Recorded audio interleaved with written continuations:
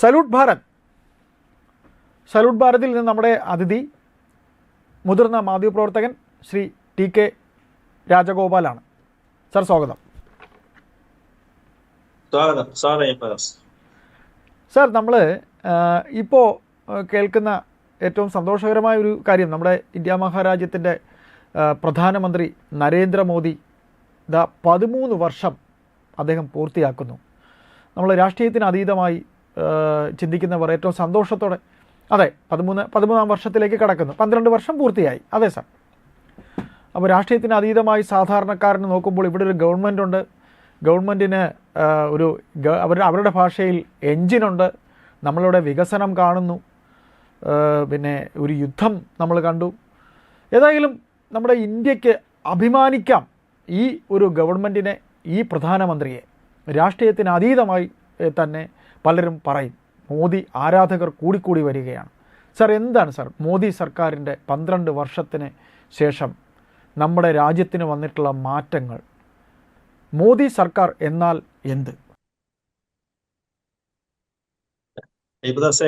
അയ്യബ്ദാസ് പറഞ്ഞത് ശരിയാണ്. ഇന്നത്തെ ദിവസം, ഇന്നിപ്പോ നമ്മൾ സംസാരിക്കുന്ന ദിവസം എന്ന് പറയുന്നത് നമ്മുടെ ഭാരതത്തിന് ഏറ്റവും അഭിമാനകരമായ നിമിഷമാണ്. ഒരു ഭാരതീയൻ എന്നുള്ള നിലയിൽ നമ്മൾ ഓരോരുത്തരും അഭിമാനിക്കേണ്ട നിമിഷങ്ങളാണ്. നമ്മുടെ പ്രധാനമന്ത്രി ഇന്ന് 3ാമത്തെ ഭരണമാണ്. അദ്ദേഹത്തിന്റെ 3rd ടേമാണ്. അതായത് വിജയകരമായ 5-10 വർഷങ്ങൾ പൂർത്തിയാക്കി.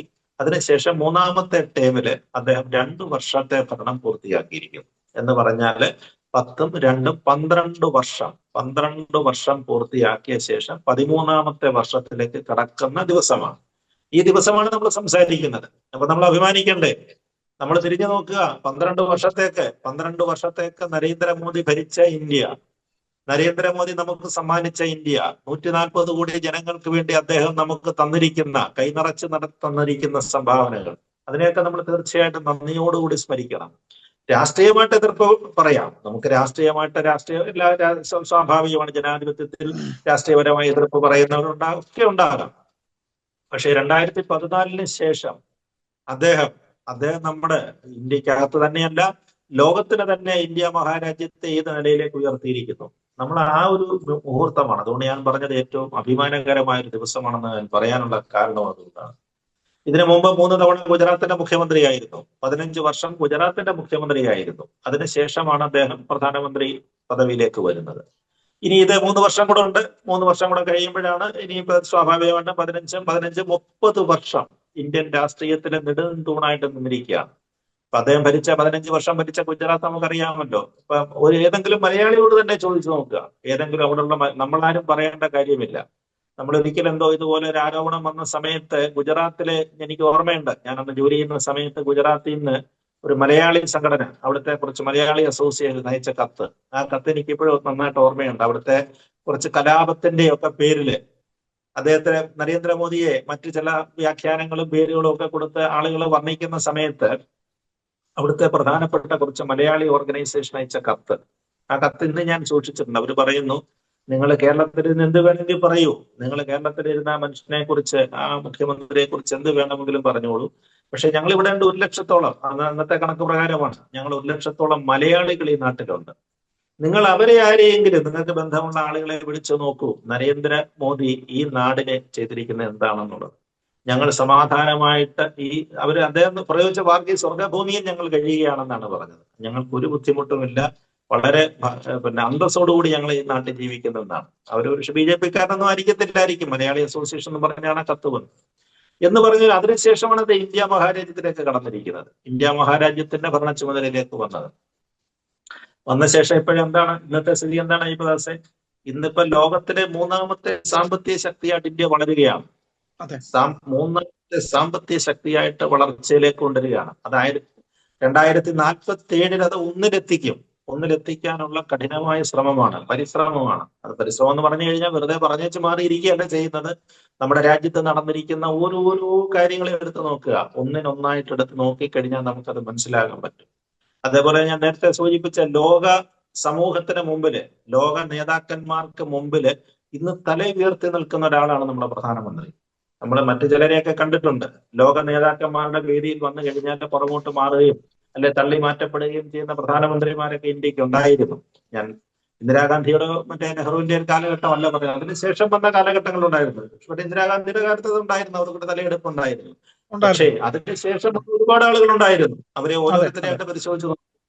അതിനിടയിലാണ് നരേന്ദ്രമോദി ഇന്നും തല ഉയർത്തി നിൽക്കുകയാണ്. ലോകരാഷ്ട്രങ്ങൾ, പ്രത്യേകിച്ച് അമേരിക്ക, വൻ ശക്തികളുടെ മുമ്പിൽ തലയെടുപ്പോടെ നിന്ന് അദ്ദേഹത്തിന് വേണ്ടി കാത്തു നിൽക്കുകയാണ്. ലോകം കാത്തു നിൽക്കുന്നു. ഇന്ത്യൻ പ്രധാനമന്ത്രിയുടെ വാക്കുകൾ, അദ്ദേഹത്തിന്റെ പ്രസൻസിന് വേണ്ടിയിട്ട് ലോകം കാത്തു നിൽക്കുന്നു. ആ ഒരു അവസ്ഥയിലേക്ക് നമ്മൾ എത്തി. തീർച്ചയായും. അതാണ് നമ്മൾ ഈ 12 വർഷം പൂർത്തിയാകുമ്പോൾ ഓരോ ഇന്ത്യക്കാരനും അഭിമാനിക്കണം നമ്മൾ പറയുന്നതിന്റെ കാര്യം. നമ്മൾ ലോകവേദിയെ ചർച്ച ചെയ്യുന്നതിന് മുമ്പ് ഇന്ത്യക്ക് അകത്ത് എന്താണ് അദ്ദേഹം ചെയ്തതെന്ന് നോക്കുക. അപ്പൊ ഇന്നത്തെ അതെ. ദിവസത്തിന്റെ പ്രത്യേകത നോക്കുക. ഇന്നത്തെ ദിവസത്തിന്റെ പ്രത്യേകത എന്ന് പറഞ്ഞു കഴിഞ്ഞാൽ, നമ്മുടെ ലോകത്തിലെ ഏറ്റവും ഉയർന്ന പ്രദേശം, നമ്മുടെ കാശ്മീരിൽ നിന്ന് ലഡാക്കിലേക്കുള്ള ഒരു ടണൽ, ആ ടണലിന്റെ കമ്മീഷനിങ് ആണ്. അത് തീർന്നു കഴിഞ്ഞു. അതിന്റെ ആ പദ്ധതിയുടെ ഉദ്ഘാടനമാണ് സോജില പാസ്. നമ്മൾ സാമൂഹ്യ പുസ്തകങ്ങളൊക്കെ പഠിക്കുന്ന സോജില പാസിലെ തുരങ്കം. ആ തുരങ്കം പൂർത്തിയാകുക, ഇന്നതിന്റെ പൂർത്തിയാകുകയാണ്. ഉദ്ഘാടന ചടങ്ങ് ഇനി ദിവസങ്ങൾക്കുള്ളിൽ അത് നടക്കുമായിരിക്കും. അത് പൂർത്തിയാക്കി എടുത്തിരിക്കുകയാണ്. ഏതാണ്ട് 30 ചെല്ലുവാനും കിലോമീറ്റർ, ഏതാണ്ട് 31 കിലോമീറ്റർ നീളം വരുന്ന തുരങ്കമാണ്. കാശ്മീരിനെ ലഡാക്കുമായിട്ട് ബന്ധിപ്പിക്കുന്നതാണ്. അതിന് 30 കിലോമീറ്റർ ദൂരം ഉണ്ടല്ലേ സാർ? കോടി രൂപയുടെ ആ പദ്ധതി. 30 കിലോമീറ്റർ ദൂരം ഉണ്ടല്ലേ? 30.8 വരുന്നത്. 30.8 എന്ന് പറയുമ്പോൾ 31 കിലോമീറ്റർ നമ്മൾ കൂട്ടിക്കൊള്ളുക. പക്ഷെ ഈ പാതയ്ക്കുള്ള ദൂരമാണത്.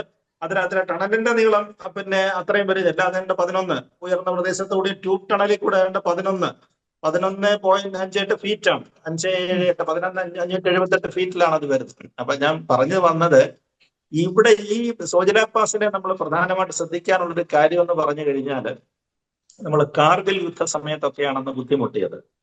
കാർഗിൽ യുദ്ധ സമയത്ത് ഈ മാതിരിയുള്ള പാകിസ്ഥാൻ, അവരെ പറഞ്ഞ POK-യിലൊക്കെ വലിയ ബുദ്ധിമുട്ടുണ്ടാക്കിയിരിക്കുകയാണ്. ഇപ്പൊ തന്നെ പാക് ഓക്യുപ്പൈഡ് കാശ്മീര് ടെൻഷൻ നിൽക്കുകയാണ് ഇപ്പോഴും.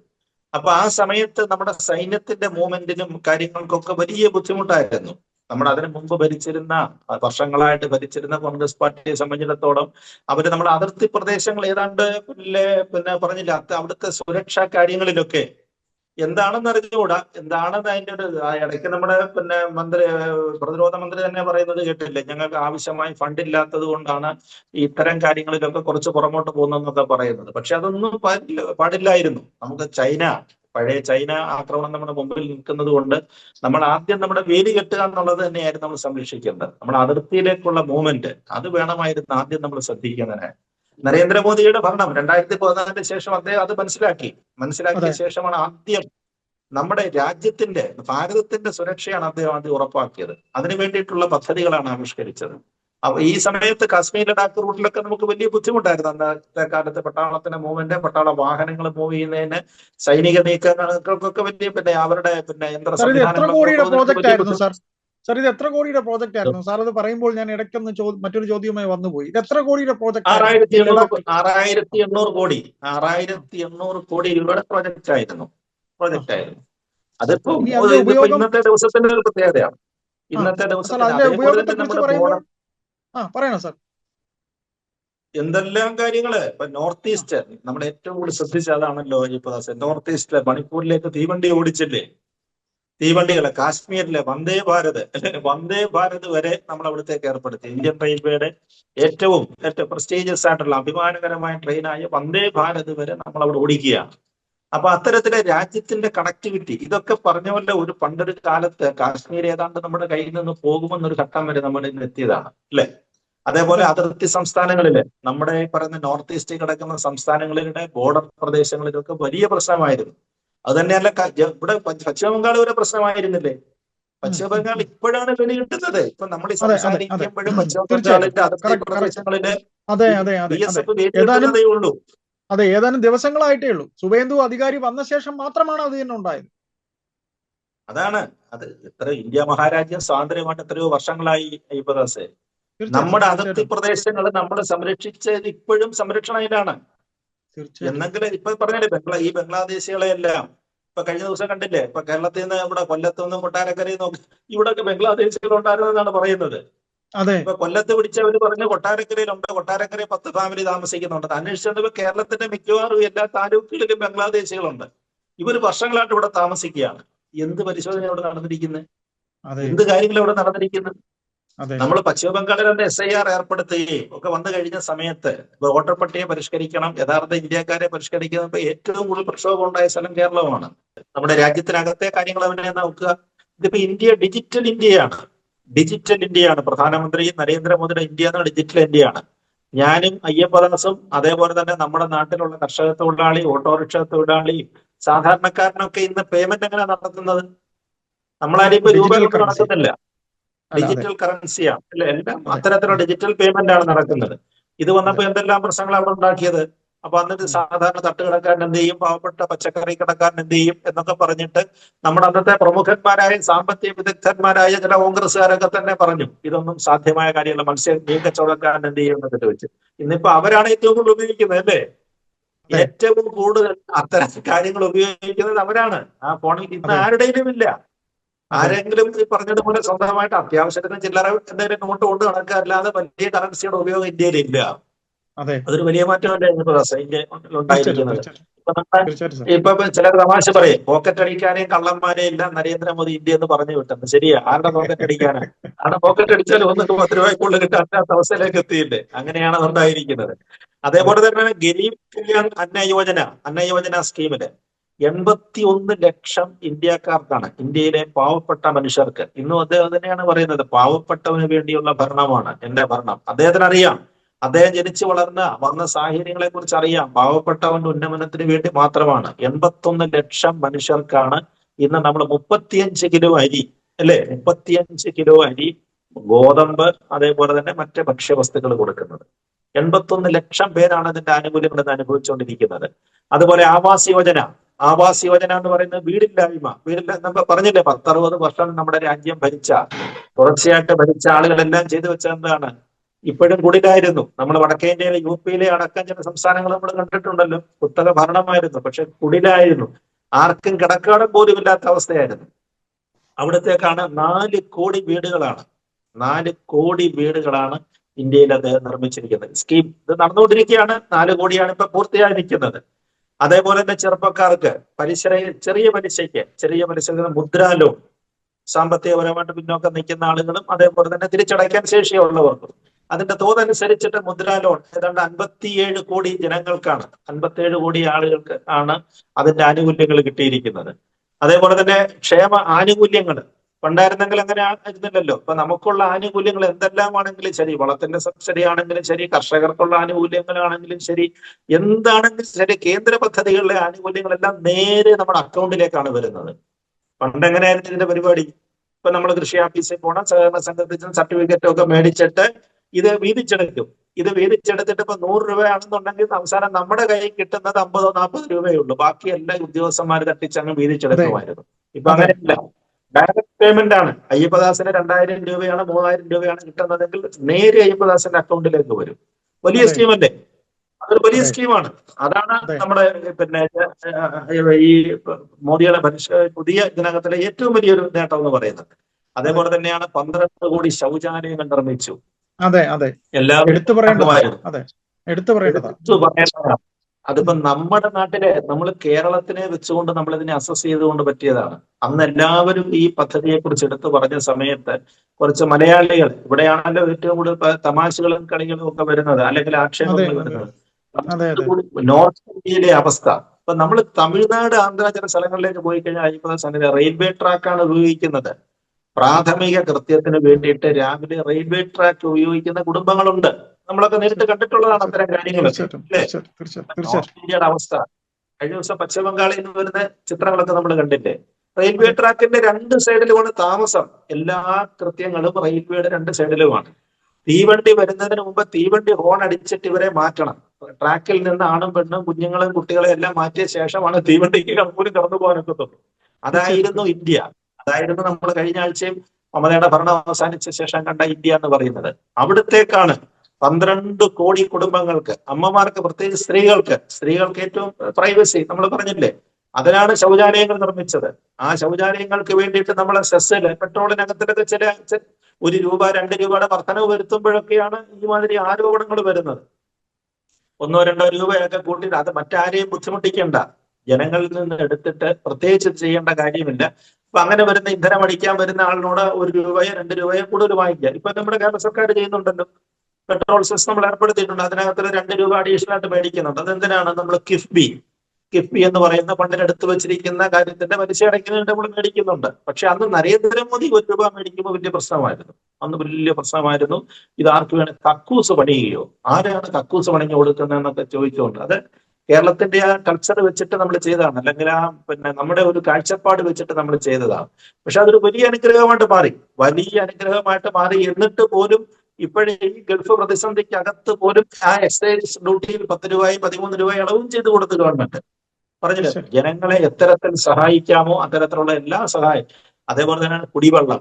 ഇപ്പൊ അറിയാവുന്ന മനുഷ്യന്റെ ഏറ്റവും വലിയ കിടക്കാടം ഭക്ഷണം കഴിഞ്ഞാൽ കുടിവെള്ളം ഒരു വലിയ പ്രശ്നമാണ്. ഇപ്പൊ തന്നെ കേരളത്തിലെ ഇപ്പൊ ഷിഗല്ല രോഗങ്ങളൊക്കെ പടർന്നു പിടിക്കുകയാണ്. വലിയ പറഞ്ഞത് നമ്മൾ കേട്ടിട്ടില്ലാത്ത പലതരം രോഗങ്ങളാണ് കുടിവെള്ളത്തിൽ കൂടെ, ഭക്ഷണത്തിൽ കൂടെ, ഹോട്ടൽ ഇതിനകത്തിൽ കൂടെ ഒക്കെ പടരുമെന്നാണ്. ഹോട്ടൽ ഭക്ഷണത്തിൽ വൃത്തിഹീനമായ അന്തരീക്ഷത്തിൽ ഉണ്ടാകുന്ന ഭക്ഷണങ്ങളിൽ കൂടെ വരികയാണ്. അപ്പൊ അതിനകത്തിന് ജൽജീവൻ മിഷൻ വലിയ പദ്ധതിയാണ്. കേന്ദ്ര ഗവൺമെന്റ് വലിയ പദ്ധതിയായിരുന്നു. ഏതാണ്ട് 15 കോടി കണക്ഷൻ, 15 കോടി ആളുകൾക്കാണ് അതിന്റെ കണക്ഷൻ കിട്ടിയിരിക്കുന്നത്. കേരളത്തിലും ഉണ്ട്. കേരളത്തിലെ പദ്ധതി ഉണ്ട്. കേരളത്തിലും ഉണ്ട്. അവിടെ ഇവിടെയൊക്കെ. പക്ഷെ നമ്മുടെ ഒരു കുഴപ്പമെന്ന് പറഞ്ഞു കഴിഞ്ഞാല് ഈ കേന്ദ്ര പദ്ധതികളെ അതേപോലെ അവതരിപ്പിക്കുന്നതിന് നമ്മുടെ ഇന്ന് അവിടുത്തെ ഈ കേരളം ഭരിച്ചിരുന്ന സർക്കാരുകൾക്ക് താല്പര്യമില്ലായിരുന്നു. കാരണം BJP ഒരിക്കലും കേരളം ഭരിച്ചിട്ടുണ്ട്. UDF ആണെങ്കിലും LDF ആണെങ്കിലും അവരൊരിക്കലും കേന്ദ്ര പദ്ധതികളാണെന്ന് പറയത്തില്ല. അതിന് വേറെ ചില പേരുകളൊക്കെ. ഇപ്പൊ തൊഴിലുറപ്പ് പദ്ധതി കേന്ദ്ര പദ്ധതിയാണ്. അതിനകത്ത് ഏറ്റവും കൂടുതൽ ഫണ്ട് കൊടുക്കുന്നത് കേന്ദ്ര ഗവൺമെന്റാണ്. പക്ഷെ അത് ഞങ്ങളുടേതാണ്, ഞങ്ങൾ വരുന്നതാണെന്നൊക്കെ പറഞ്ഞുകൊണ്ടൊക്കെയുള്ള പരിപാടികൾ പിന്നെ പലതും നടപ്പാക്കത്തില്ല. ഇപ്പൊ ജൽജീവൻ മിഷൻ ഇപ്പൊ എന്റെ വീട്ടിലടക്കം കൊണ്ടുവന്ന് പൈപ്പിട്ടിട്ട് എത്ര വർഷമായെന്നറിയാം, പക്ഷെ കണക്ഷൻ തന്നിട്ടില്ല. ചോദിച്ചു കഴിയുമ്പോൾ പൈസ കിട്ടിയിട്ടില്ല. കേന്ദ്ര ഗവൺമെന്റ് പൈസ കൊടുത്തിട്ടുണ്ട്, പക്ഷെ ഈ പൈസ ഒക്കെ എങ്ങോട്ട് പോയെന്ന് അറിയത്തില്ല. പൈസ ഇങ്ങനെ നമുക്ക് നീണ്ട 12 വർഷത്തെ കണക്കുകളെ കുറിച്ച് നമ്മളിങ്ങനെ പറഞ്ഞു വരുമ്പോൾ നിരവധി കാര്യങ്ങൾ നമുക്ക് പറയാനുണ്ടാകും.